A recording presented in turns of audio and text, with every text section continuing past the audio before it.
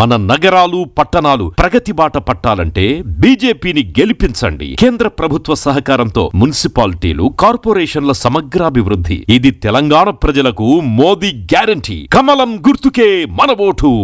Save Telangana. Vote for BJP. Hello నమస్తే. Karimnagar municipal corporation ఎన్నికలు తెలంగాణలో హీట్ ని పెంచుతున్నాయి. కరీంనగర్ పార్లమెంట్ సభ్యుడిగా కేంద్ర హోంశాఖ సహాయ మంత్రి బండి సంజయ్ ఉన్నారు. కరీంనగర్లో భారతీయ జనతా పార్టీకి ప్రాబల్యం ఉంది. కరీంనగర్లో ఎంఐఎం పార్టీకి కూడా ప్రాబల్యం ఉంది. కరీంనగర్లో కాంగ్రెస్ పార్టీ కూడా ఈసారి కార్పొరేషన్ని కైవసం చేసుకోవాలి అని అనుకుంటోంది. సో ఎంఐఎం విడిగా పోటీ చేస్తోంది, బీఆర్ఎస్ పోటీ చేస్తోంది, బీజేపీ పోటీ చేస్తోంది, కాంగ్రెస్ పార్టీ అక్కడ పోటీ చేస్తోంది. కేంద్ర మంత్రి బండి సంజయ్ కరీంనగర్ ఎన్నికల ప్రచారం సందర్భంగా ఇక్కడ ఎంఐఎం అండ్ కాంగ్రెస్ పార్టీలు ఒక డీల్ చేసుకున్నాయి. 100 కోట్ల రూపాయలని ఇక్కడ వెచ్చించబోతున్నాయి. ఈ 100 కోట్ల రూపాయల డీల్ కుదిరింది. ఈ డీల్ ఏంటంటే భారతీయ జనతా పార్టీని కరీంనగర్లో ఓడించటం.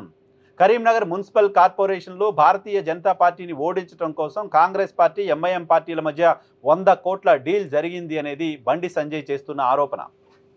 బండి సంజయ్ చేస్తున్న ఈ ఆరోపణ పైన అటు కాంగ్రెస్ పార్టీ, ఇటు ఎంఐఎం పార్టీ కూడా స్పందించాయి. ఎంఐఎం పార్టీ బండి సంజయ్వి ఆధారాలు లేని ఆరోపణలు అంటుంటే, కాంగ్రెస్ పార్టీ మాత్రం కేంద్ర మంత్రిగా ఉన్న బండి సంజయ్ 100 కోట్లు 2 పార్టీల మధ్య డీల్ జరిగితే దానికి సంబంధించిన సమాచారం ఉంటే, దానికి సంబంధించిన వివరాలన్నీ ఆయన దగ్గర ఉంటే ఇమీడియట్గా ఆ డీల్ ఏంటో బయటపెట్టి అందరినీ అరెస్ట్ చేసి లోపలేయొచ్చు కదా.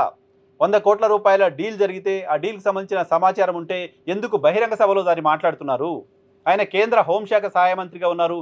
ఆయన ఆ డీల్ చేసిన వాళ్ళని ఆ 100 కోట్ల రూపాయలు ఎక్కడున్నాయో ట్రేస్ చేసి అరెస్ట్ చేసి జైలుకు పంపించవచ్చు కదా అంటూ కాంగ్రెస్ పార్టీ ప్రశ్నిస్తోంది. అంతేకాదు బండి సంజయ్ చేసిన ఈ ఆరోపణలపైన, బండి సంజయ్ ఆధారాలు లేకుండా ఇటువంటి ఆరోపణలు చేశారు కాబట్టి ఆయన పైన కేసు నమోదు కూడా చేస్తాం, ఆయన పైన కంప్లైంట్ కూడా చేస్తాం, ఆయన పైన కేసు నమోదు చేయాలని కూడా పోలీసు అధికారులను కోరుతామంటున్నారు.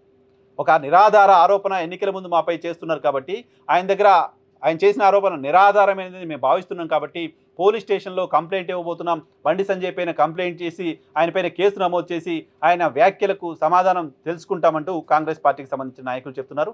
ఎట్టి పరిస్థితుల్లో కరీంనగర్లో గెలవడానికి సంబంధించి భారతీయ జనతా పార్టీ, కాంగ్రెస్ పార్టీలు హోరాహోరీ పోరాడుతున్నాయి. గతంలో కూడా కరీంనగర్ మున్సిపల్ కార్పొరేషన్ ఎన్నికల సందర్భంగా కాంగ్రెస్ పార్టీకి మెజారిటీ రాని సందర్భంలో ఎంఐఎం మద్దతుతో అక్కడ కార్పొరేషన్లో కాంగ్రెస్ పార్టీ బాగా వేసిన పరిస్థితి ఉంది. ఇప్పుడు డైరెక్ట్గా ఎంఐఎం అండ్ కాంగ్రెస్ పార్టీ కలిసి పోటీ చేయకపోయినప్పటికీ ఎంఐఎం పోటీ చేయని స్థానాల్లో కాంగ్రెస్ పార్టీ అభ్యర్థులకు ఎంఐఎం మద్దతు ఇచ్చేలా లోపాయికారి ఒప్పందం జరిగింది లాంటి చర్చ ఇప్పటికీ అక్కడ ఉంది.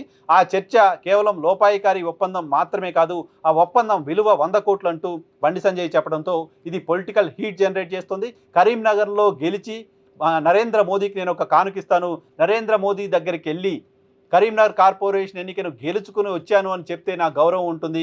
కరీంనగర్ మున్సిపల్ కార్పొరేషన్ ఎన్నికల్లో మీరు ఎంఐఎంకో కాంగ్రెస్కో ఓటేస్తే నరేంద్ర మోదీ దగ్గర నేను మొహం చూపించుకోలేను కాబట్టి కరీంనగర్లో ప్రజలంతా ఎంఐఎం, కాంగ్రెస్ పార్టీల రహస్య ఒప్పందాన్ని గమనించి 100 కోట్ల రూపాయలతో కరీంనగర్ ప్రజల అభిప్రాయాన్ని మార్చాలనే వాళ్ళ ప్రయత్నాన్ని గమనించి భారతీయ జనతా పార్టీకి ఓటేయండి అంటూ బండి సంజయ్ క్యాంపెయిన్ చేస్తున్నారు. చూడాలి కరీంనగర్ మున్సిపల్ ఎన్నికల్లో ఈ 100 కోట్ల డీల్ ప్రస్తావన ఏ తరహా రిజల్ట్ని, ఏ రకమైన రిజల్ట్ని ఇస్తుందో.